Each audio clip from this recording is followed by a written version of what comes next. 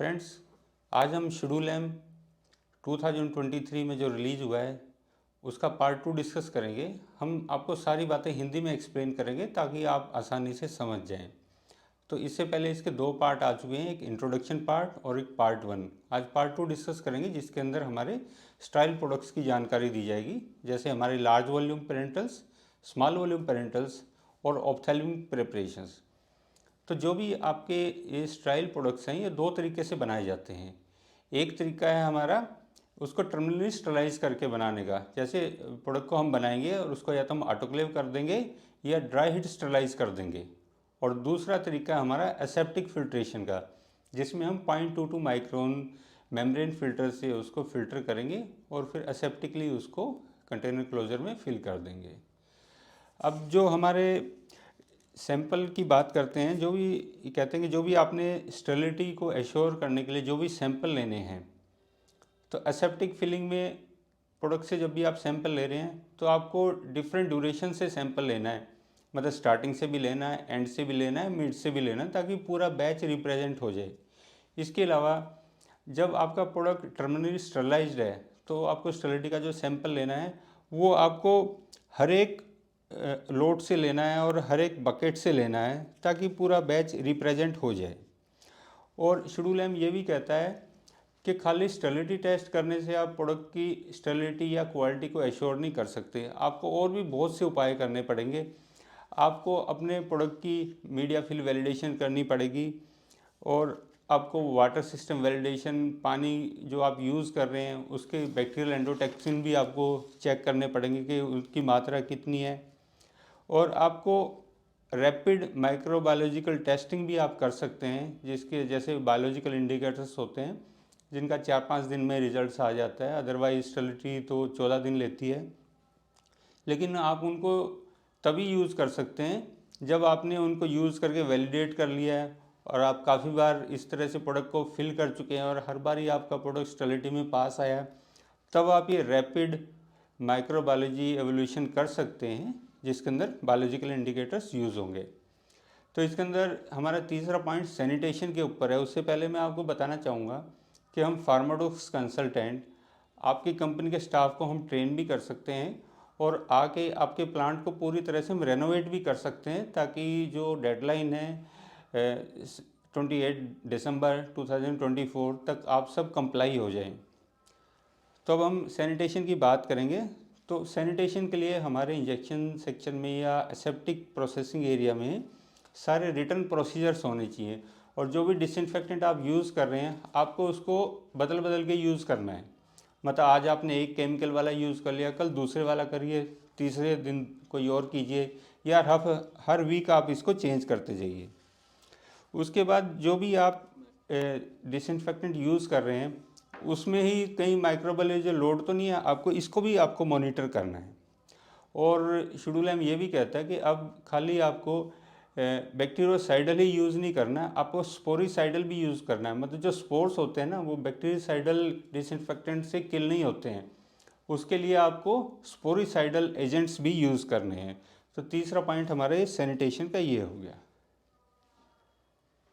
अब हम part 4 discuss करेंगे, जो है मैन्युफैक्चर ऑफ स्टाइल प्रिपरेशंस। तो आपको जो स्टाइल प्रिपरेशंस बनानी है उसमें जो भी आप फिलिंग करेंगे, चाहे वो टर्मिनली स्टरलाइज प्रोडक्ट है या एसेप्टली फिल्ड प्रोडक्ट है, तो आपने उसको क्लास ए के अंदर ही फिलिंग करनी। क्लास ए का मतलब है लेमिनार एयर फ्लो के नीचे ही आपने इस प्रोडक्ट की फिलिंग करनी है।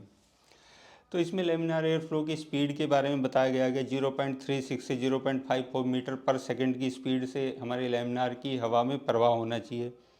फिर वो कहते हैं कि जहाँ पे आप एसेप्टिक फिलिंग करेंगे उसकी जो बैकग्राउंड होगी वो ग्रेड बी की होगी हमारी, ठीक है। तो ग्रेड बी हमारा 1000 क्लास हो गया। और बाकी जो आपने बैच बनाना है वो ग्रेड सी के अंदर बैच बनाना है आपको क्लास 10,000 में। और जो वॉशिंग करनी है आपको अपने एम्प्यूल्स, वायल्स, प्लग्स की या बॉटल्स की, जो भी आप इंजेक्शंस फिल करने के लिए यूज़ करेंगे, वो आप ग्रेड डी या क्लास 1 लाख में कर सकते हैं। इसके अलावा वो बताते हैं कि आपकी पार्टिकल काउंट की क्या लिमिट है, शेड्यूल एम में ये डिस्क्राइब किया गया है डिटेल के अंदर। तो कहते हैं कि जो ग्रेड ए होता है हमारा, उसके अंदर 1 क्यूबिक मीटर के अंदर 0.5 माइक्रोन के पार्टिकल की काउंटिंग 3520 से ज़्यादा नहीं होनी चाहिए और 5 माइक्रोन के पार्टिकल्स 20 माइक्रोन से ज़्यादा नहीं होने चाहिए। ये रेस्ट की कंडीशंस है। और इसी तरह ग्रेड बी के अंदर हमारे 0.5 के माइक्रोन 3520 से ज़्यादा ना हो और 5 माइक्रोन के 29 से ज़्यादा ना हो। ग्रेड सी के अंदर 3,52,000 से ज़्यादा ना हो और 5 माइक्रोन के 2900 से ज़्यादा ना हो। तो इस तरह से ये पूरे डिटेल दिए हुए, आप इसको आराम से पढ़ सकते हैं। फिर वो कहते हैं कि आपको जो पार्टिकल काउंट करना है तो आपको रेस्ट कंडीशन पे भी करना है और आपको इन ऑपरेशन कंडीशंस में भी करना है। तो देखिए, एट रेस्ट मैं बताता हूँ, जैसे क्लीन रूम या स्टाइल एरिया के अंदर एट रेस्ट किसको कहा जाता है, जब आपने उसके अंदर AHU ऑपरेशन कर रखा है, आपकी मशीन भी चल रही है, फिलिंग प्रोसेस भी चल रहा है, लेकिन उस पर पर्सन प्रेजेंट नहीं है, तो उसको हम एट रेस्ट कहेंगे। और इन ऑपरेशन होता है कि जब मशीन भी चल रही है, AHU भी चल रहा है और पर्सन भी प्रेजेंट है और फिलिंग भी चल रही है। तो आपको इन दोनों कंडीशंस में आपको पार्टिकल काउंट करना है। और आपको जब भी सैंपल लेना है, जैसे पार्टिकल काउंट का जब आप सैंपल लेंगे तो आपको मिनिमम 1 क्यूबिक मीटर एयर का सैंपल लेना है पार्टिकल काउंट करने के लिए। और आप जब भी एसेप्टिक प्रोडक्ट की फिलिंग कर रहे हैं तो आपको पार्टिकल्स की कॉन्टिन्यूइंग मॉनिटरिंग करनी है। मतलब जब से प्रोसेस स्टार्ट हुआ है, जब आप मशीन के ऊपर इंस्टॉल कर रहे हैं, आप फिलिंग कर रहे हैं, बीच में ब्रेक डाउन आ रहा है, फिर फिलिंग एंड हो रही है, आप मशीन पार्ट उतार रहे हैं, तो तब तक आपकी पूरी कॉन्टिन्यूस आपको मैनीफोल्ड लगाने हैं। पाइपलाइन से आपका मैनीफोल्ड के थ्रू होता हुआ सारा पार्टिकल काउंटर में जाएगा। आपकी 4 फिलिंग मशीन है तो चारों फिलिंग मशीन्स का एक कॉमन पार्टिकल काउंटर हो सकता है जिसको आप मैनीफोल्ड से जोड़ सकते हैं। और सबकी आपको कॉन्टिन्यूस ये पार्टिकल मॉनिटरिंग करनी है। तो क्लास A की ये रिक्वायरमेंट है जब भी आप एसेप्टिक प्रोडक्ट भर रहे हैं। एयरबोर्न पार्टिकल कंटेमिनेशन किसी भी एरिया में हमारे को कॉन्टिन्यूसली चेक करनी होती है। और अगर हमारा कोई भी वर्क स्टेशन एट ऑपरेशन है, उसके बाद हमारे पर्सनल उससे बाहर निकल जाते हैं, तो उसके 15 मिनट के अंदर अंदर हमारी कंडीशन एट रेस्ट से मैच कर जानी चाहिए। मतलब 15 मिनट के अंदर अंदर एट ऑपरेशन वाला जो एरिया है उससे अगर पर्सन बाहर निकल जाता है तो एट रेस्ट पे जो कंडीशंस होनी चाहिए वो कंडीशन हमारा पार्टिकल काउंटर दिखाए। ये शेड्यूल M की डिमांड है। इसके अलावा ग्रेड C और D में इतनी ज़्यादा मॉनिटरिंग की ज़रूरत नहीं है जितनी स्ट्रिक्टली हमारे को एसेप्टिक फिलिंग वाले एरिया में करनी होती है। ग्रेड CD में आप जो भी आपका क्वालिटी रिस्क मैनेजमेंट का प्लान है उसके अकॉर्डिंग रिड्यूस्ड फ्रीक्वेंसी पे आप पार्टिकल काउंट कर सकते हैं। इसके अलावा आपको टेम्परेचर और ह्यूमिडिटी भी स्टाइल एरिया के अंदर मेंटेन करके रखनी है।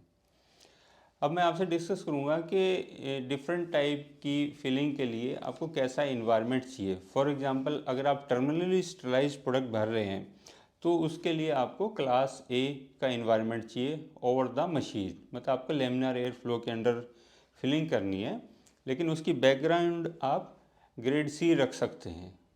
मतलब क्लास 10,000 उसकी बैकग्राउंड रख सकते हैं।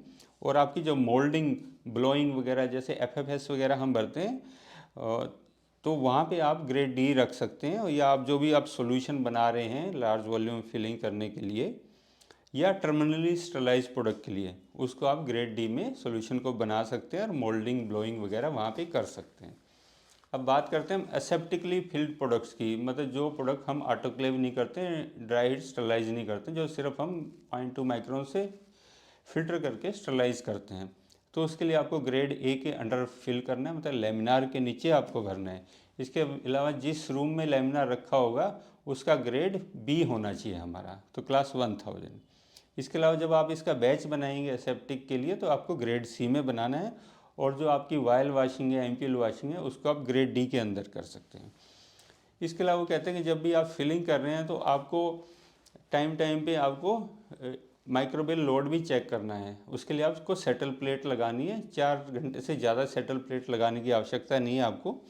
तो आप जब भी सेटल प्लेट लगाएंगे तो उसके अंदर जो लेमिनार के नीचे माइक्रोबियल काउंट आएगी वो 1 से कम आनी चाहिए। इसका मतलब वो आनी नहीं चाहिए, कोई भी ग्रोथ लेमिनार एयर फ्लो के नीचे नहीं आनी चाहिए जब भी आप सेटल प्लेट मीडिया डाल के एक्सपोज करते हैं। और उसकी जो सराउंडिंग है ग्रेड B एरिया, वहाँ पे आपकी 5 से ज़्यादा नहीं आनी चाहिए माइक्रोबियल काउंट। ग्रेड C के अंदर 50 से ज़्यादा नहीं आनी चाहिए। और ग्रेड डी के अंदर जहाँ पे वाशिंग होती है वहाँ 100 से ज़्यादा नहीं आनी चाहिए। इस तरह से शेड्यूल हम अगर आप पढ़ेंगे तो इसमें अलग अलग टाइप की सैम्पलिंग टेक्निक्स दी गई है। आप एयर सैम्पलिंग भी कर सकते हैं, आप कॉन्टैक्ट प्लेट्स भी लगा सकते हैं, आप ग्लोव प्रिंट भी ले सकते हैं कि ग्लव्स पे कितने बैक्टीरिया या माइक्रोबल्स हैं। तो वो आप ये पूरा शेड्यूल हम पढ़ के इसके अंदर पूरी जानकारी दी गई है। इसके बाद आपको जब भी आप प्लेट एक्सपोज करें तो आपको ज़रूरी नहीं कि 5 से कम आ रहा है तो, या 50 से कम आ रहा है या 100 से कम आ रहा है तो आप सेटिस्फाई हो जाए, नहीं ऐसा नहीं है। आपको अप्रोप्रिएट अलर्ट लिमिट और एक्शन लिमिट ये अपनी प्लेट काउंट की या ग्लव पॉइंट की या एयर सैंपल की आपको ये चीज़ें देनी पड़ेंगी। शेड्यूल एम में ना बहुत सारे पॉइंट बार बार रिपीट किए गए हैं तो मैं बार बार उन पॉइंट को नहीं आपको बताऊंगा। देखिए, जब भी आप कहीं पे लाइव ऑर्गेनिज्म वाला काम कर रहे हैं, जैसे वैक्सीन, लाइव वैक्सीन आप भर रहे हैं, वहीं पे आप फिर एसेप्टिक फिलिंग नहीं कर सकते अपने अन्य प्रोडक्ट्स की या और इंजेक्टेबल के प्रोडक्ट्स की। उसके लिए आपको डेडिकेटेड फैसिलिटी रखनी है जहाँ पे लाइव ऑर्गेनिज्म, वैक्सीन, सीरा वगैरह की फिलिंग हो रही है और आपके सिंपल डाइक्लोफिनेक इंजेक्शन या विटामिन के इंजेक्शन आप भर रहे हैं, वो फैसिलिटी आपकी सेपरेट होनी चाहिए। नहीं तो कहते हैं कि इसकी वैलिडेशन करो, जो शायद इतना उचित नहीं रहेगा आप लोगों के लिए। इसके अलावा आपको जब भी आप एसेप्टिक फिलिंग करनी है आपको, उससे पहले आपको अपनी मीडिया फिल वैलिडेशन करनी है, जिससे ये प्रूव हो जाए कि जो प्रोसीजर से आप अपनी एसेप्टिक फिलिंग कर रहे हैं उससे आपका प्रोडक्ट स्टेरिलिटी में पास होगा हर बारी। तो इसमें हम 3 बारी मीडिया फिल करते हैं अपने एम्प्यूल वायल्स के अंदर और उसमें हम ग्रोथ चेक करते हैं इनक्यूबेशन के बाद।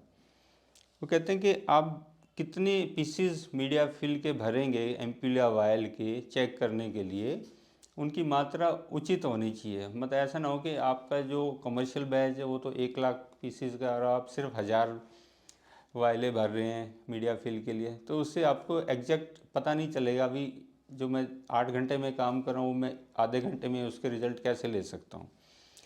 तो इसमें कुछ इन्होंने क्वांटिटीज़ भी बताई हैं। फॉर एग्जांपल अगर आप 5000 मीडिया की वायलें फिल कर रहे हैं या मीडिया के एम्प्यूल फिल कर रहे हैं, तो अगर उनमें से अगर एक में भी आपकी ग्रोथ आ गई तो आपको इन्वेस्टिगेशन करनी है और आप कंसिडर कर सकते हैं कि एक बारी और मीडिया फिल कर लिया जाए। और अगर आपकी 2 कंटेनर्स में ग्रोथ आ गई 5000 में से, तो आपको दोबारा वैलिडेशन करनी पड़ेगी, सारी अपनी क्लीनिंग करके या अपने प्रोसेस में सुधार ला के। और अगर आप 10,000 यूनिट्स भर रहे हैं एम्प्यूल या वायल की मीडिया से, अगर उसमें एक में ग्रोथ आ गई तो आपको इन्वेस्टिगेशन करनी है। और अगर 2 में ग्रोथ आ गई तो फिर आपको दोबारा से रीवैलिडेशन करना है, रीक्लीनिंग करनी है, सारी आपको प्रिकॉशंस लेनी कि ऐसा क्यों हुआ। और आपको ये ध्यान रखना है कि आप जब भी वैलिडेशन कर रहे हैं, मीडिया फिल वगैरह भर रहे हैं, तो उससे आपका एरिया तो कंटेमिनेट नहीं हो रहा है। इसके अलावा आपको अपने वाटर के सोर्स का भी ध्यान रखना है। वाटर की आपको पूरी मॉनिटरिंग करनी है कि वाटर के अंदर कोई बैक्टीरियल एंडोटॉक्सिन तो नहीं है, ये बैक्टीरिया माइक्रो ऑर्गेनिज्म तो नहीं है। फिर वो बात करते हैं कि आपको जो आपका एसेप्टिक एरिया है वहाँ पे वर्कर्स की मूवमेंट ना बहुत स्लो होनी चाहिए। मतलब कोई तेज़ ना चले उस एरिया के अंदर, कोई फास्ट एक्टिविटीज़ ना करे, कि उससे ना ड्रेस से बहुत ज़्यादा पार्टिकल श्रेडिंग होती है और जिससे माइक्रो ऑर्गेनिज्म का लोड बहुत ज़्यादा बढ़ जाता है। और कोई भी ऐसे कंटेनर क्लोजर यूज़ करने से मना किया है कि जिससे बहुत ज़्यादा पार्टिकल्स रिलीज़ होते हों। और जो बल्क आपके प्रोडक्ट्स हैं, मतलब बल्क सॉल्यूशन है जिसको भी आपने एसेप्टिक फ़िल्टर करना है, उसके कारण तो आपके यहाँ पे कंटेमिनेशन नहीं होने जा रही है, इसका आपको ध्यान रखना है। उसके लिए आप अपना बैच रूम है वो स्ट्राइल एरिया के बाहर रखिए, मतलब जो एसेप्टिक एरिया उसके अंदर आप बैच रूम ना बनाइए। इसके अलावा वो कहते हैं कि जो आपकी washing and drying and sterilization of bulk containers, equipment वगैरह, मतलब कि आपने स्टाइल एरिया के अंदर जो भी चीज़ लानी है वो स्टरलाइज करके ही लानी है।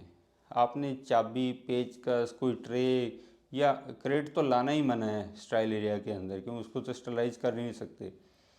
तो आप कोई भी चीज़ अपने एसेप्टिक एरिया के अंदर लेके आ रहे हैं तो वो स्टरलाइज होनी चाहिए। आपको ऐसे ही इक्विपमेंट का, ऐसे ही आपके इंस्ट्रूमेंट्स का आपको यूज़ करना है। और फिर वो कहते हैं कि जैसे आपने कुछ अपने प्लग्स को वॉश कर दिया, ड्राई कर दिया, या वायर्स को वॉश करके ड्राई कर दिया, उसको आप कितनी देर बाद आप उसको यूज़ करेंगे, तो ये एक आपको वैलिडेशन करके रखना चाहिए और अपने MFR में इसको लिखना चाहिए कि भी मैं इतनी देर वॉश करके रखे हुए अपने कंटेनर क्लोजर्स को यूज़ कर लूँगा और उसके बाद मैं उसको रीप्रोसेस कर दूँगा अगर मैं उस टाइम तक यूज़ नहीं कर पाया तो। इसके अलावा वो कहते हैं कि अगर आपने कोई बैच बना लिया है तो आप उसको कितनी देर तक रख सकते हैं फिलिंग से पहले, तो उसको भी आपको वैलिडेट करना है। भाई आप उसको 6 घंटे रख सकते हैं, 8 घंटे रख सकते हैं, 24 घंटे रख सकते हैं। इसकी वैलिडेशन प्रूफ चाहिए हमारे को और उसको आपने MFR के अंदर रखना है और उससे ज़्यादा आपने उस बैच को यूज़ नहीं करना है या उसकी आप फर्दर प्रोसेसिंग करेंगे जैसा भी आप चाहें। और जो भी आप गैस यूज़ कर रहे हैं, जैसे इंजेक्शंस के अंदर हम लोग नाइट्रोजन गैस यूज़ करते हैं, कार्बन डाइऑक्साइड भी हम लोग यूज़ करते हैं, तो ऑक्सीजन भी होती है, LPG भी होती है। तो कोई भी गैस आप यूज़ कर रहे हैं तो उसको आपको 0.2 माइक्रोन फिल्टर के थ्रू फिल्टर करके, मतलब उस गैस को स्टरलाइज होकर ही आपके क्लीन रूम के अंदर आना चाहिए, नहीं तो भी वो एक सोर्स ऑफ कंटेमिनेशन बन जाता है। उसके बाद कहते हैं कि आपको अपने जो बल्क सोल्यूशन है, मतलब फिल्ट्रेशन से पहले जो आपकी सोल्यूशन है, उसका भी आपको माइक्रोबियल लोड काउंट करना है कि उसमें कितने माइक्रो ऑर्गेनिज्म है और उसको हम लोग कैसे रिड्यूस कर सकते हैं। इसका 6 नंबर पॉइंट है स्टरलाइजेशन। तो स्टरलाइजेशन को कहते हैं कि जब तक संभव हो आपको किसी भी प्रोडक्ट को उसके फाइनल कंटेनर के अंदर डाल के सील करके स्टरलाइज करना है। मतलब एम्प्यूल के अंदर आपने मेडिसिन भरनी है, उसको सील करना है, फिर उसको टर्मिनली स्टरलाइज करना है। इससे वायल को भी पूरी तरह सील करके स्टरलाइज करना है, बगैर उसके नहीं करना है आपको। और इसके अलावा आप कहते हैं कि यार स्टरलाइजेशन आप मॉइस्ट हीट से भी कर सकते हैं, ड्राई हीट से भी कर सकते हैं। इसके अलावा आप आयनाइजेशन रेडिएशन से भी कर सकते हैं, जैसे गामा रेडिएशन। तो गामा रेडिएशन से जब भी आप कर रहे हैं तो आपको उसकी वैलिडेशन भी करनी है, डोजीमीटर भी आपके पास होना चाहिए, आपको बायोलॉजिकल इंडिकेटर्स भी उसके अंदर डालने हैं।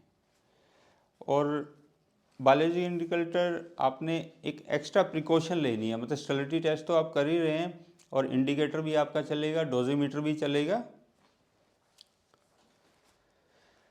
और आपको ये ध्यान रखना है कि जो प्रोडक्ट आपने स्टरलाइज कर लिए हैं और जिन प्रोडक्ट को आपने अभी स्टरलाइज करना है वो आपस में मिक्स ना हो जाएं, तो इसके लिए आपको डबल डोर आपको सिस्टम रखना है, double door dried sterilizer, double door autoclave या इसी टाइप की आप जो भी स्टरलाइज़र आप यूज़ कर रहे हैं। स्टरलाइजेशन रिकॉर्ड आपके हर एक स्टरलाइजेशन साइकिल के लिए अवेलेबल होने चाहिए, आपकी मतलब रिकॉर्डिंग होनी चाहिए कि आपके पास कोई चार्ट हो, कोई ग्राफ हो, जिसे देख के आप बता सकते हैं कि हमारा प्रोडक्ट वाकई में स्टरलाइज हुआ है या नहीं हुआ है। और जब भी आप प्रोडक्ट को स्टरलाइज करते हैं तो आपको एक उचित समय देना चाहिए कि जिसके बाद आप उसकी रीडिंग करना स्टार्ट करें। जैसे आपने ऑटोक्लेव में सामान को लगा दिया है तो वो जब तक वो 121 डिग्री टेम्परेचर पे नहीं पहुंच जाता और 15 PSI प्रेशर पे नहीं पहुंच जाता, उससे पहले आपने रीडिंग स्टार्ट नहीं करनी है। और जब भी आपका स्टरलाइजेशन साइकिल ख़त्म हो जाता है तो आपको बहुत जल्दी उसके अपना चैम्बर को नहीं खोलना है, जिसके कारण आपका प्रोडक्ट दोबारा कंटेमिनेट ना हो जाए। आपको इस चीज़ का ध्यान रखना है। अगर आप स्टाइल ऑइंटमेंट बना रहे हैं, जैसे आई ऑइंटमेंट बनाते हैं या बर्न की ऑइंटमेंट बनाते हैं, तो उसको भी आपको ग्रेड एरिया के अंदर ही आपको फिलिंग करनी है, लेमिनार एयर फ्लो के नीचे, और ग्रेड B एरिया की आपकी उसकी बैकग्राउंड होनी चाहिए।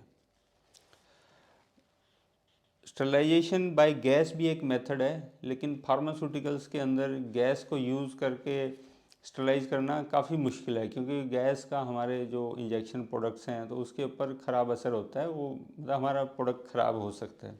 तो गैस को आपको अवॉइड करना है, लेकिन अगर कोई गैस आपको सूट करती है तो आपको इसकी पूरी वैलिडेशन भी करनी है कि उसके कारण हमारे प्रोडक्ट पे तो कोई असर नहीं पड़ रहा है, और बायोलॉजिकल इंडिकेटर आपको उसके साथ लगाना है। आप जब भी अपने स्टरलाइज़र के अंदर लोड को लगा रहे हैं, भाई आपको कितना प्रोडक्ट अपने स्टरलाइज़र में डालना है, उसकी आपकी पूरी वैलिडेशन स्टडी होनी चाहिए। मतलब जो भी स्टरलाइज़र आप यूज़ करने जा रहे हैं वो पूरा वैलिडेटेड होना चाहिए, चाहे वो ड्राइड स्टरलाइज़र है, चाहे आपका ऑटोक्लेव है, कि भी इसका लोडिंग पैटर्न क्या है, मेरा कूलेस्ट प्लेस कहाँ पे है, तो जहाँ पे मैं अपना थर्मामीटर रखूँगा या मैं अपना इंडिकेटर रखूँगा, बायोलॉजिकल इंडिकेटर या केमिकल इंडिकेटर, जहाँ पे मेरा सबसे कूल पॉइंट है इस स्टरलाइज़र के अंदर, ताकि मैं एक्चुअल रिज़ल्ट ढूंढ सकूँ।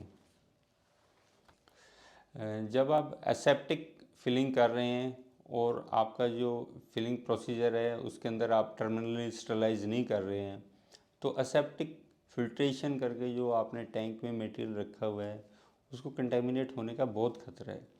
तो शेड्यूल एम कहता है कि आप डबल प्रिकॉशन लो। तो एक तो आपने 0.2 माइक्रोन से फिल्टर करके फिलिंग वेसल में मटेरियल को ट्रांसफ़र कर दिया, वो फिलिंग वेसल भी आपका स्टाइल है। उसके बाद जो आपकी फिलिंग मशीन है ना, उससे इमीडिएटली पहले भी एक 0.2 माइक्रोन का फ़िल्टर लगा दो, ताकि जो मशीन जो भी लिक्विड को सक्शन कर रही है तो वो 0.2 माइक्रोन के स्टाइल फ़िल्टर से फ़िल्टर होके आएगा और इमीडिएटली उसकी फिलिंग हो जाएगी। इसके अलावा वो कहते हैं कि आप जो भी फ़िल्टर यूज़ कर रहे हैं उससे खुद से कोई पार्टिकल या फाइबर शेडिंग नहीं होनी चाहिए। तो आपको जैसे नायलॉन मेम्ब्रेन आप यूज़ कर सकते हैं, नायलॉन का मटेरियल यूज़ कर सकते हैं, जिससे कोई भी आपके पार्टिकल शेडिंग नहीं होती है। हमारे अपने एक्सपीरियंस में जब हम फैक्ट्रीज में काम करते थे तो कुछ हमारे जो सॉल्वेंट्स थे, 280 वगैरह थी, उससे हमारा जो सेलुलोज नाइट्रेट का फ़िल्टर था वो रिएक्ट करता था और वो बहुत जल्दी मतलब उसके आर पार ही दिखने लग जाता था, ऐसा हो जाता था। तो जो आप फ़िल्टर यूज़ कर रहे हैं एसेप्टिक फ़िल्ट्रेशन के लिए, आपको एक दिन से ज़्यादा यूज़ नहीं करना है। उससे ज़्यादा यूज़ करना है तो उसकी आपकी वैलिडेशन होनी चाहिए। और जो भी फ़िल्टर आपने यूज़ किया है सेप्टिक फिल्ट्रेशन के लिए, उसकी आपको इंटीग्रिटी टेस्टिंग करनी है। मतलब आपको उसका बबल पॉइंट टेस्ट परफॉर्म करना है, जिससे पता चल जाएगा कि ये फ़िल्टर मेरा फट तो नहीं गया या इसमें कोई केमिकल डिग्रेडेशन तो नहीं होगी। इसके अलावा इसी के अंदर वो बात करते हैं आइसोलेटर टेक्नोलॉजी की। तो आप आइसोलेटर टेक्नोलॉजी को भी यूज़ कर सकते हैं, जिससे कि ह्यूमंस का टच मिनिमम हो जाता है इस करने के लिए। लेकिन इसमें वो कहते हैं कि जब आइसोलेटर में आप मटेरियल को ट्रांसफ़र कर रहे हैं तो उस दौरान भी कंटेमिनेशन होने का काफ़ी खतरा रहता है, तो इसको आपको ध्यान रखना है। आइसोलेटर को कहते हैं कि वो कम से कम ग्रेड डी एरिया में आपको आइसोलेटर को रखना चाहिए, और इसके आइसोलेटर की आपको समय समय पे लीक टेस्टिंग भी करनी है। स्टाइल एरिया की ड्रेसिंग के बारे में भी शेड्यूल हम बताते हैं। देखिए, डिफरेंट ग्रेड्स के लिए डिफरेंट टाइप की ड्रेस है। मान लो आपका ग्रेड डी एरिया है, क्लास 1 लाख एरिया, तो वहाँ पे आपको अपने बालों को छिपाना है, मतलब एक टोपी डालनी है आपको। अगर आपकी दाढ़ी है तो दाढ़ी को आपको छिपाना है, मूँछों को छिपाना है, तो मतलब मास्क डालना है आपको। इसके अलावा आपको प्रोटेक्टिव क्लोथिंग डालनी है, मतलब अपना एप्रन वगैरह आपको डालना है, और प्रॉपर आपको शूज़ या स्लीपर्स डालने हैं। और अगर आपका ग्रेड सी एरिया है तो जो अभी भी अब मैंने आपको बातें बताई हैं, इसके अलावा आपको जंप सूट डालना है। मतलब एक पूरा जंप सूट होता है ना, पैर और मतलब पैंट और शर्ट जुड़े होते हैं जिसके अंदर, उस टाइप का आपको सूट डालना है, और वो आपका पूरी बाजू का होना चाहिए आपको यहाँ तक, और हाई नेक होना चाहिए। तो ये मतलब पूरा कवर कर लेगा आपको, और कोई भी पार्टिकल शेडिंग नहीं होनी चाहिए। इसके अलावा जो आपका ग्रेड ए और बी का है, मतलब जो लेमिनार के नीचे जो लोग काम करेंगे, उनको तो पूरा मतलब पूरा हेड कवर करना है, और पूरी उनको डांगरी डालनी है, ऊपर से नीचे ज्वाइंट होएगा। उसके नीचे जो वो स्टाइल शूज़ डालेंगे, तो आपके जो भी पैंट के जो पौंचे होंगे वो भी उसके अंदर दबे हुए होने चाहिए। ग्लव्स के अंदर आपके ये सारे जितने भी बाजू के आगे जितना भी कपड़ा है वो सारा उसके अंदर दबा होना चाहिए। और आपको फिर आँखों के आगे भी आपको गॉगल्स लगाने हैं, ताकि कोई भी ड्रॉपलेट्स वगैरह ना आ जाए। फेस मास्क पूरा रहना चाहिए आपके फेस के ऊपर, और आपकी ड्रेस से कोई भी फाइबर ना निकले। आपको इस तरह की ड्रेस डालनी है। आपको घड़ी नहीं डालनी है वहाँ पे, कोई भी घड़ी अंगूठी इस तरह की या ज्वेलरी या कॉस्मेटिक्स नहीं लगाना। आपको पाउडर वगैरह नहीं लगाना है क्लीन रूम में, फेस पाउडर लगा के जाना अलाउड नहीं है।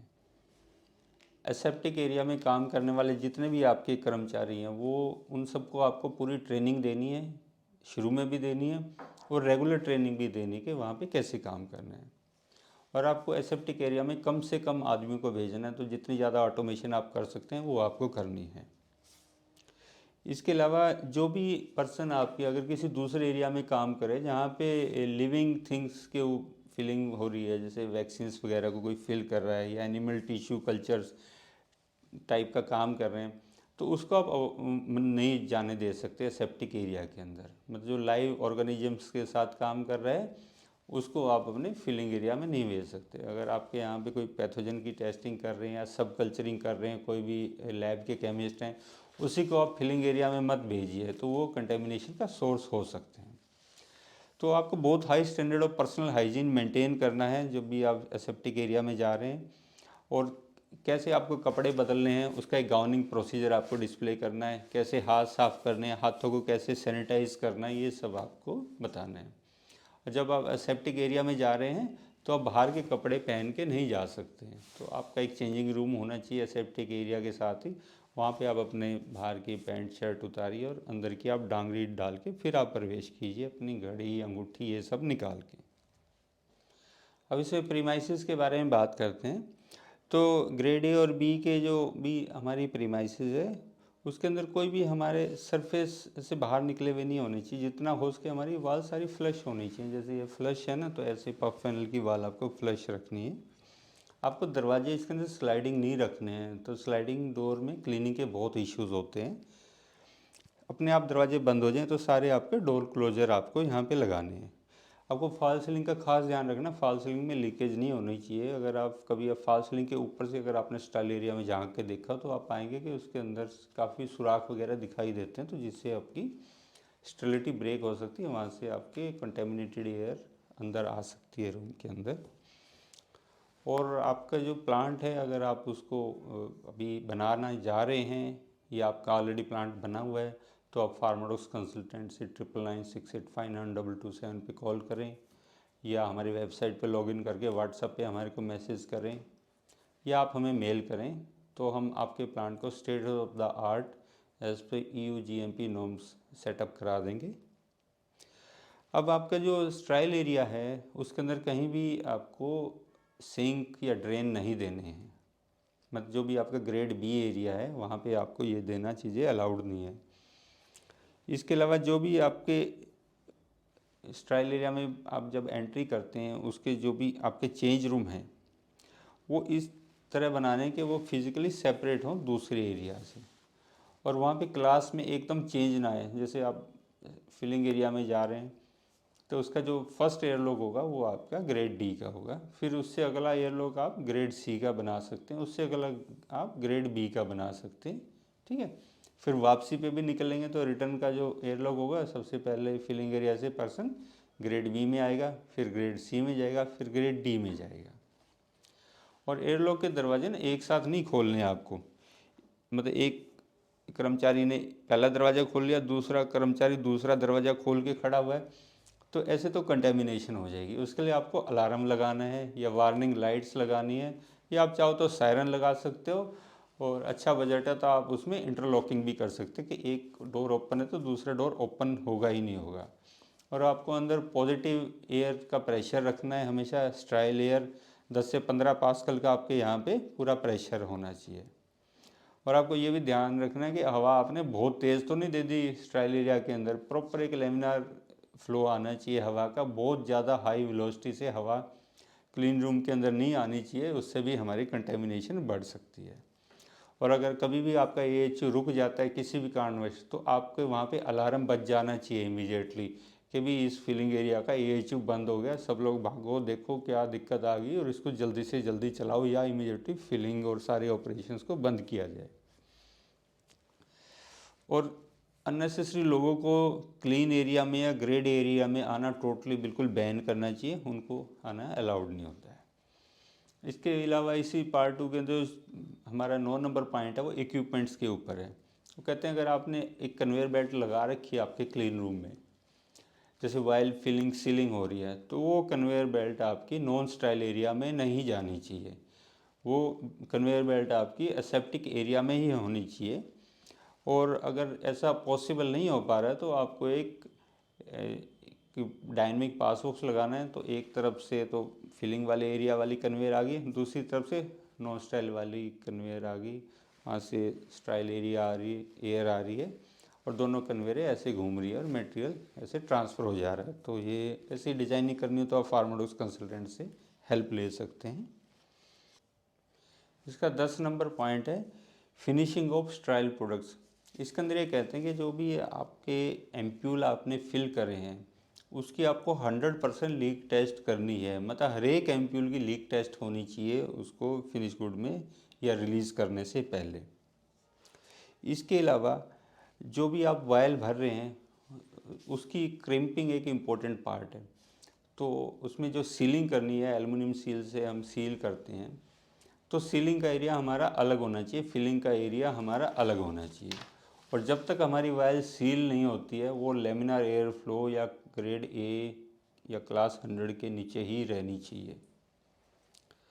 और जब उसकी सीलिंग की जाती है ना वायल की, तो उसमें ना बहुत सारे पार्टिकल जनरेट होते हैं, तो इसलिए आप उसको सीलिंग एरिया को बिल्कुल अलग रखिए। आप जब चाहें तो इसको आप इस ऑपरेशन को, सीलिंग के ऑपरेशन को आप स्ट्राइल एरिया के बाहर भी कर सकते हैं, लेकिन आपको ये ध्यान रखना है कि जब तक आपकी सील उस पर लगाई गई है या फिलिंग हुई है, जब तक कंटेनर आपका स्ट्राइल एरिया से बाहर नहीं आ रहा है, वो ग्रेड ए के अंडर कवर रहे। और स्ट्राइल एरिया से बाहर आ गया तब भी वो ग्रेड ए के अंडर ही कवर रहे, मतलब लेमिनार रहना चाहिए बाहर भी और अंदर भी, क्लास ए एयर उसके ऊपर प्रवाह होना चाहिए, और तब वो वहाँ पे हमारा वायल सील होना चाहिए। उसके बाद वो आगे जा सकता है, फिर कोई भी दिक्कत नहीं है। और अगर आपको कोई भी कंटेनर आप वैक्यूम से सील कर रहे हैं, मतलब कोई कंटेनर में आपने वैक्यूम दिया है और फिर उसको सील किया है, तो आपको उन सब की भी आपको लीक टेस्टिंग करनी है। आप रिड्यूस फ्रीक्वेंसी आप यूज़ कर सकते हैं उसकी टेस्टिंग करने के लिए। और जो भी कंटेनर्स आपने भरे हैं, आपने उसको फिर ब्लैक एंड वाइट बैकग्राउंड या जो भी बैकग्राउंड आपको अच्छी लगती है, आपने उससे उसको टेस्ट करना है कि उसके अंदर कोई भी पार्टिकल्स तो नहीं है। तो इस तरह से ये डिटेल में मैंने आपको बताया है कि स्ट्राइल प्रोडक्ट्स जो भी फिल करने हैं शेड्यूल लैब में, तो उसकी क्या रिक्वायरमेंट है जो पार्ट 2 में दी गई है। और डिटेल में जानना चाहें तो आप ये बुक है, आप इसको पूरे को पढ़ सकते हैं, चाहे तो आप इसको हमारे फार्माडॉक्स के वेबसाइट से डाउनलोड भी कर सकते हैं। फ्रेंड्स, शेड्यूल एम आ गया, ये कोई हवा नहीं है। हम इसमें आपकी पूरी हेल्प करेंगे, हम आपकी ऑडिट करेंगे, आके आपके डॉक्यूमेंट्स चेक करेंगे, आपके प्रीमाइसिस चेक करेंगे, एज पर शेड्यूल एम जो भी इसकी रिक्वायरमेंट है वो सारी हम आपकी कंप्लाई करेंगे। आप फार्माडॉक्स कंसल्टेंट को कॉल कीजिए 9996859227 पे, या मेल कीजिए contact@farmadox.com पे, या आप हमारी वेबसाइट पे जाके भी हमें मैसेज कर सकते हैं। Will do it immediately. Thank you.